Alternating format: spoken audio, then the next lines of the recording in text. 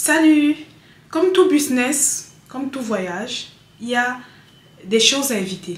Il y a vraiment des choses à éviter et des choses à prendre en compte pour réussir.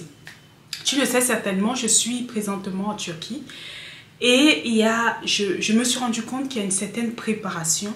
Il y a des choses à savoir pour vraiment faire en sorte que ton voyage vers la Turquie ou que tes achats, ton business en Turquie se passent bien. Quelles sont ces choses à vraiment savoir ou à éviter pour réussir et te faire vraiment de l'argent avec le business avec la Turquie? Je suis Charlotte, bienvenue sur Femme Smart Online. Si tu ne t'es pas encore abonné, tu attends quoi? Clique, abonne-toi pour ne rien rater des astuces pour te faire de l'argent dans le commerce en ligne, les achats en Turquie sur Alibaba et la vente sur Amazon. Sans plus attendre, commençons avec le sujet du jour.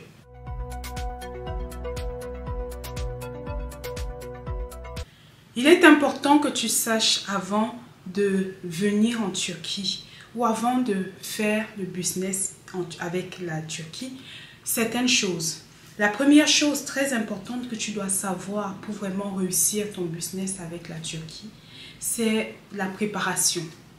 Si tu dois par exemple voyager, il faut que tu prépares ton voyage. Ça n'a l'air de rien comme ça, mais une fois arrivé sur place, si tu n'as pas bien préparer ton voyage, ce qui concerne le transport, l'hôtel, où est-ce que tu vas loger?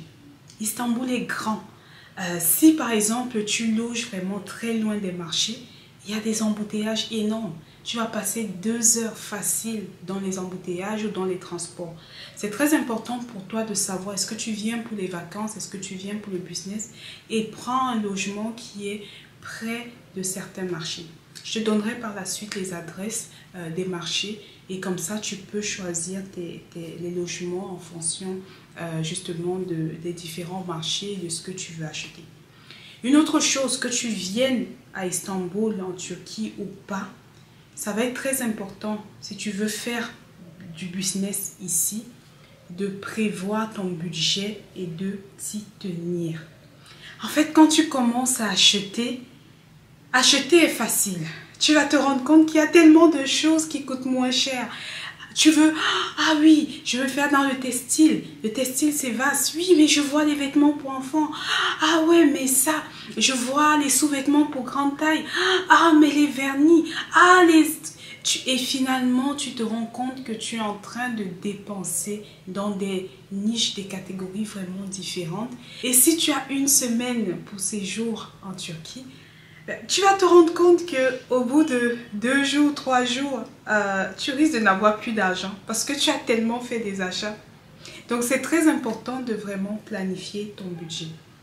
Une autre chose aussi, ça va être, et c'est une erreur que les gens font souvent, de planifier l'acheminement.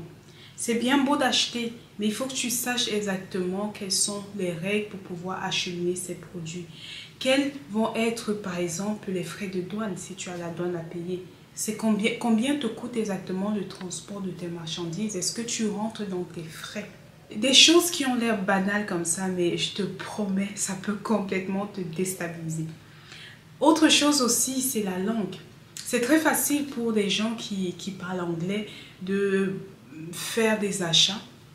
Mais si tu n'as aucune notion, par exemple en anglais, ça risque d'être compliqué.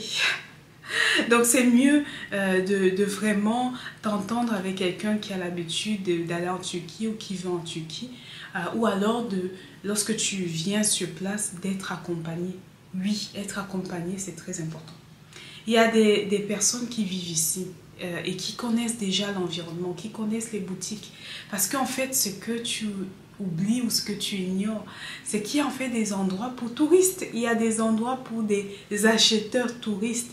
Et ceux qui sont les locaux, comme j'aime bien les appeler, ils connaissent les coins où tu vas trouver des perles rares à des prix défiant toute compétition. J'espère que tu as aimé cette vidéo et tu prends conscience des petites astuces et des choses à éviter pour vraiment faire en sorte que ton business avec la Turquie se passe au top. Like, abonne-toi et surtout retrouve-moi dans la prochaine vidéo pour avoir les différentes adresses, savoir où est-ce que tu dois loger en fonction du produit que tu veux acheter à Istanbul. À bientôt!